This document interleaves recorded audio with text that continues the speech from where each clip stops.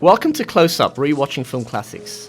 My name is Bruce Isaacs. I'm an academic in film studies at the University of Sydney, and once a month I'm going to look at a single film sequence that in my opinion makes that film a classic.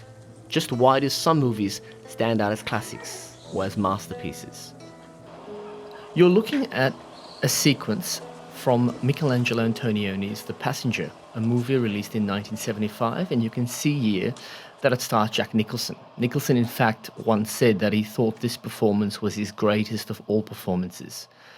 The reason I've chosen The Passenger for this month's film is because I would argue that Antonioni is one of the great filmmakers that throughout the 60s, 70s particularly, begins to explore the possibilities of film to represent certain philosophical ideas. I'd actually call Antonioni a deeply philosophical filmmaker. And I don't want that to scare you off in any sense. I'm not suggesting that these movies are therefore highly intellectual or difficult to access.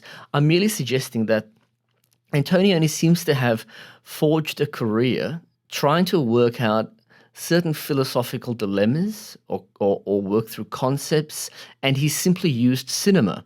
And he's used it in some of the most incisive ways. If you think about a movie like Blow Up, for example, I can't think of a better film that tries to theorize the relationship between a photograph and the world that photographs are of. You know, it's philosophy in a sense, but it's also great cinema. And I guess that's where I want to situate you today with a film like The Passenger. This is another one of his great films that I would argue attempts to think through philosophy. A bit of context about the plot. You're picking this up, you're probably about 20 minutes into the film. And like so many of Antonioni's protagonists, Jack Nicholson is a guy lacking direction in his life. I would argue that he's suffering an existential crisis, and it's the kind of crisis that we see so many Antonioni protagonists suffering. We pick up the film year. Jack Nicholson is stationed in North Africa. He's a journalist. He's covering the outbreak of a civil war. And over the days that he's spent in a hotel, he's met and become friendly with a businessman. You can see the two on screen here. They chat, usually each afternoon after they've gone about their business. It's become a bit of a routine and they've become friends. What you're watching at this moment is a major transition in the film. One afternoon, I'll pause it here because I'm going to return to the sequence at the beginning. One afternoon, Jack Nicholson discovers very sadly that this new friend he's made has died from a heart attack. Perhaps it'd be unexpected in other films, but in an Antonioni movie, what does Nicholson do? He decides, because he has no direction in his own life, he will take the identity of this man.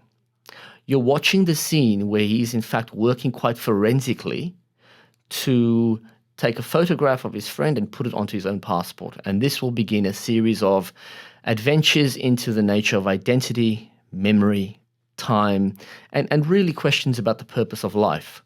So I want you to watch the scene with me, and I'm going to make the point that I think this is one of the most striking, sophisticated, quite brilliant uses of cinema to try to reveal concepts about memory and identity and the way that we reflect on our own lives.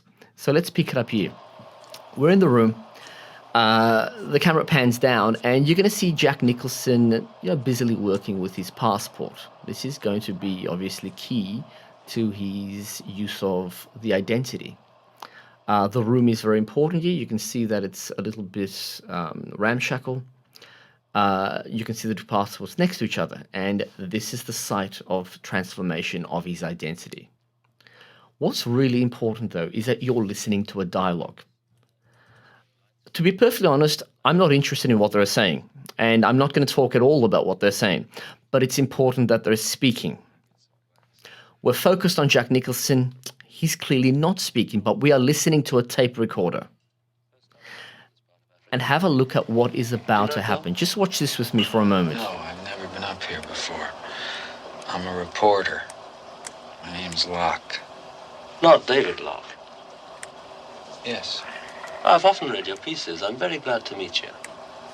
Are you down here for a story? I'm putting some material together, pieces of film for a documentary on Africa. I'm finished now, thank God, or almost finished.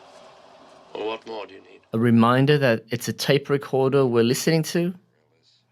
We pan up to Nicholson, and now we're going to get one of the, I would argue, extremely famous, influential camera moves of 1970s cinema. Must have taken the wrong trail.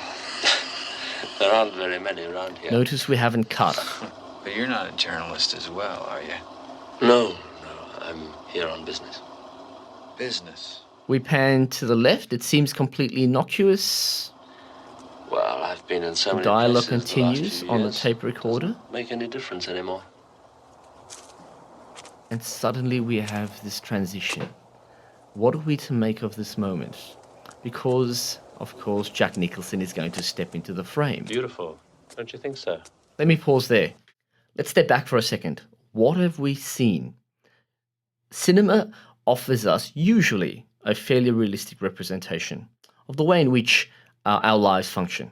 We have a contract with cinema as spectators. We expect it to function faithfully. But there's been a breach here.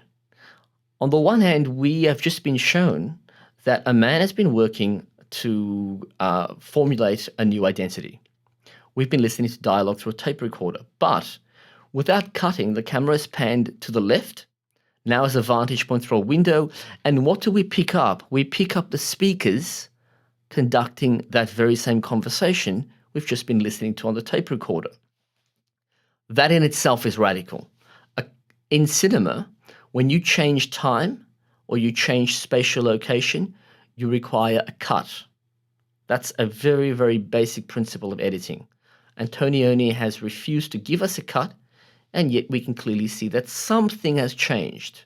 Location has changed, but much more importantly, the time has changed. So I'm going to put this very clearly. I think what we're looking at is a flashback without a cut. That makes no sense in terms of our traditional understanding of editing in cinema. It conflates past and present and suggests that the present of a tape recorder dialogue is now merging with the past in a dialogue sequence, simply because we haven't had a cut. I know that sounds convoluted, but it's in fact quite a simple, brilliant use of what I would call montage, which is simply the way that images work together in cinema, to suggest that time is not as simple as it seems to Antonioni. And this is the philosophical concept he wants to open up.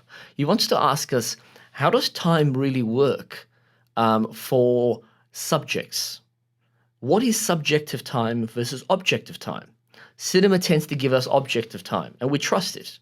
Antonioni wants to breach that contract with the spectator.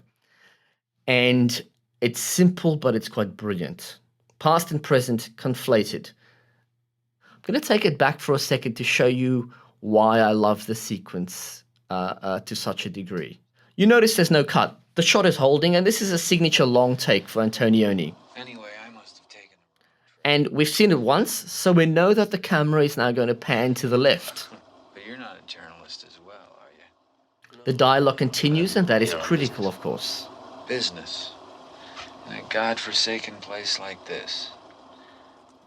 Put yourself on set. They're shooting 1974. I love this part of watching this, and when I teach this to students, I ask them to think about this for a moment. What is going on set here? Well, I can tell you what's going on. The camera has moved, and Jack Nicholson has been ferreted away by a bunch of handlers to dress him up for the sequence that's going to take place in a flashback. So as the camera pans left, what I love about it, and I think is quite playful if you've seen this more than once or several times, I can't help but reflect on what's going on in the background. This is again for Antonioni, there's a playful degree to this, right? On the one hand, it's a flashback, it's a sophisticated philosophical idea of time in cinema. On the other hand, it shows us the striking artifice that is film production. And that is a theme that's going to, of course, occur in so many of his movies, notably Blow Up. In the meantime, Jack Nicholson is running out the back. They're dressing him up. They're changing his costume so that he can appear now Beautiful. in the flashback. Beautiful. I don't know. So still.